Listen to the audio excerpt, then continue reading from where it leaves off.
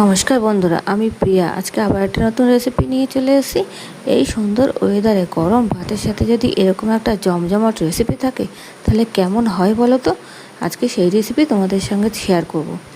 একদম সুন্দর একটা রেসিপি, তেলকই। তেলকই রেসিপিটা আমি খুব সহজ এবং খুব ইজি পদ্ধতিতে আমি করব। কিভাবে করছি সেটাই তোমাদের সঙ্গে শেয়ার করব। আর এই রেসিপিটা জানতে গেলে সঙ্গে থাকতে হবে, ভিডিওটা একদম স্কিপ করবে না। তাই চলো আজকে রেসিপি শুরু করছি। তেলকই করার জন্য আমি কই মাছ নিয়ে নিয়েছি দুটো, এবং খুব ভালো করে প্রথমে জল দিয়ে ধুয়ে নিয়েছি। কই মাছ ধুতে গেলে প্রথমে জল দিয়ে ধুয়ে, নর্মাল জল দিয়ে ধুয়ে, তারপর নুন আর গরম জল দিয়ে ভালো করে কষলে কষলে ধুতে হবে। কেননা কই মাছের যে একটা লোদ ভাব থাকে সেটা নুন আর গরম জল দিয়ে ধুলে কেটে যায়।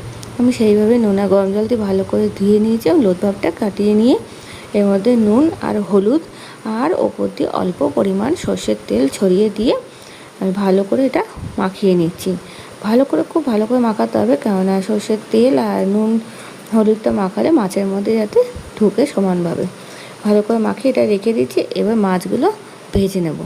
তাই চলো, নুন তেল মাখিয়ে রেখে দিয়ে কড়াইটা আমি বসিয়ে দিয়েছি গ্যাসে। কড়াইয়ে তেলটা দিয়ে গরম হতেই ভালো করে তেলটা গরম করে নিতে হবে, নাহলে মাছের গায়ের থেকে চামড়াটা উঠে আসবে ঠান্ডা থাকলে। ভালো করে তেলটা গরম করে আমি মাছগুলো দিয়ে দিলাম।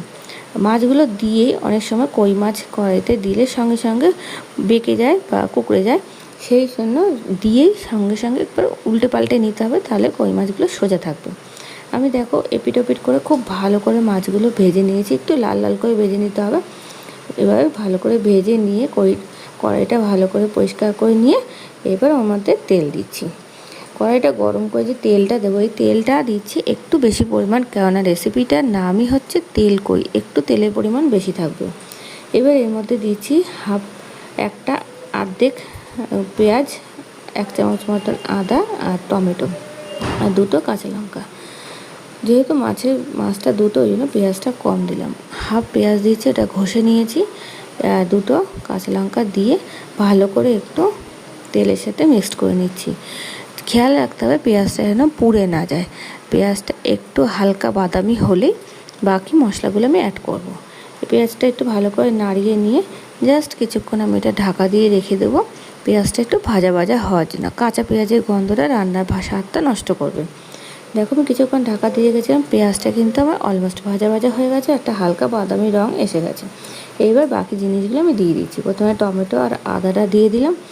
আদা টমেটোটা দিয়ে ভালো করে পেঁয়াজের সাথে নাড়িয়ে নিতে হবে, যাতে আদা টমেটো কাঁচা গন্ধটা চলে যায়। ভালো করে মিক্সড করে নিয়ে এর মধ্যে আমি এক এক করে সব মশলাগুলো অ্যাড করব। এবার চলো মশলাগুলো অ্যাড করছি। এর মধ্যে আমি প্রথমে দিলাম প্রথমে 1 চামচ মতন শুকনো লঙ্কার গুঁড়ো, 1 চামচ মতন ধনে গুঁড়ো, হাফ চামচ মতন হলুদ গুঁড়ো, হাফ চামচ মতন জিরে গুঁড়ো, আর হাফ চামচ অল্প পরিমাণ নুন। আমি জিরে গুঁড়ো পরিমাণটা একটু কম দিলাম, ধনে গুঁড়োটা একটু বেশি দিলাম। এইবার সামান্য পরিমাণ জল দিয়ে এটা মিক্সড করে নেব।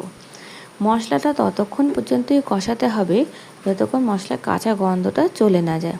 টমেটো আদার যে একটা কাঁচা গন্ধ থাকে, সেই গন্ধটা থাকলে আর মশলার কাঁচা গন্ধ থাকলে রান্নাটা স্বাদটা নষ্ট করে দেবে।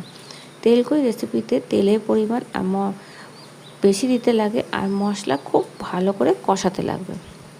আমি ভালো করে দেখো বাকি পেঁয়াজ আর টমেটো আদার সাথে মশলাটা কষিয়ে নিচ্ছি। মশলাটা যত সুন্দর কষানো হবে রান্নার স্বাদটা কিন্তু তত সুন্দর আসবে। তুমি দেখো একটু ঢাকা দিয়ে রেখে দিয়েছিলাম, মশলার চারিদিক দিয়ে কেমন তেল বেরিয়ে এসছে। এইভাবে যদি তেল বেরিয়ে আসে তোমরা বুঝবে মশলা কিন্তু অলমোস্ট আমার রেডি কষানো। এবার এর মধ্যে আমি জল অ্যাড করবো, অল্প অল্প পরিমাণ জল দিচ্ছি।